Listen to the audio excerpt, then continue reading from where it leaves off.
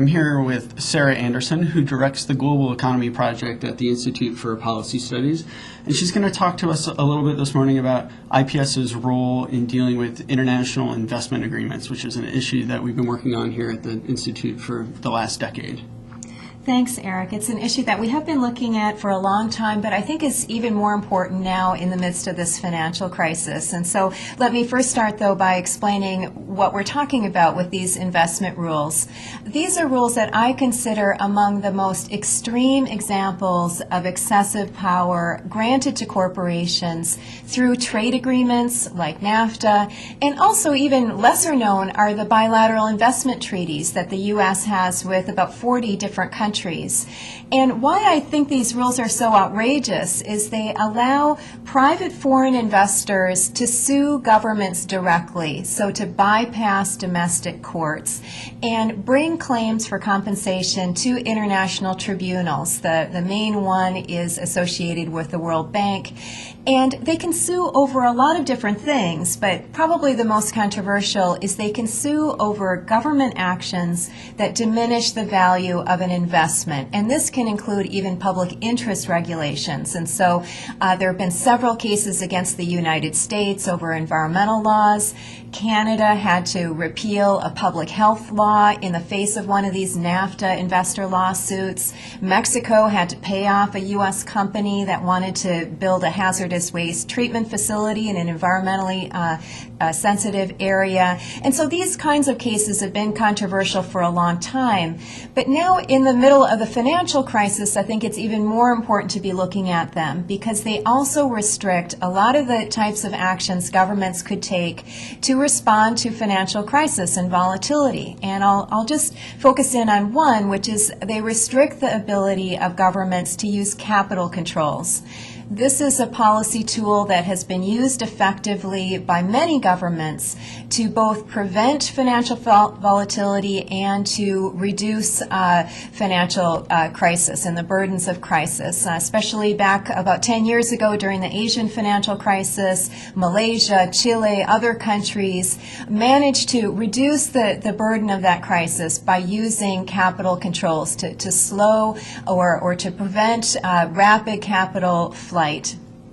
And since that crisis, there's been a real shift in thinking on capital controls. The IMF has abandoned their blanket opposition to capital controls. And in fact, in the current crisis, they're actually advising some governments to either put in place capital controls or strengthen their capital controls. And there's really become quite a growing consensus among prominent economists saying that governments should have the right to use capital controls. Everybody from staunch free traders like Jagdish Bhagwati at Harvard to Nobel Prize winners like Joseph Stiglitz and Paul Krugman, our new member of the Federal Reserve Board here in the U.S., Daniel Tarullo. All of these prominent economists have been saying that, capital controls, they don't work in every single situation, but certainly they are a responsible tool that government should have the authority to use. But in the meanwhile, we have all of these U.S. agreements that restrict the power of governments to use capital controls.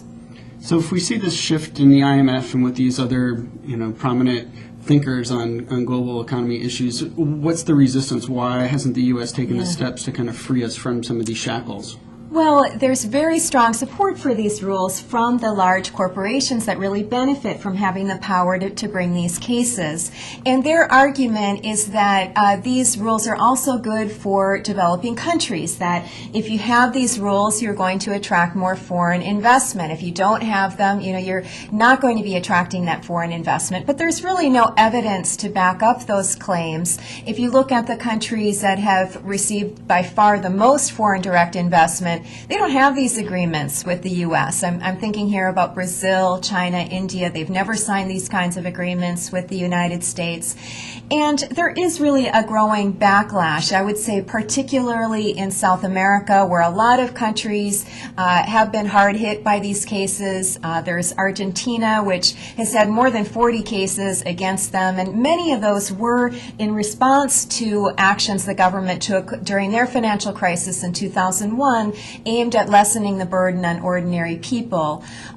You have Bolivia, which went through a wrenching experience being sued by Bechtel Corporation. Bechtel came in and privatized the water system in one city and jacked up water rates and provoked massive demonstrations that made it have to abandon that project. Then they turned around and sued the government of Bolivia.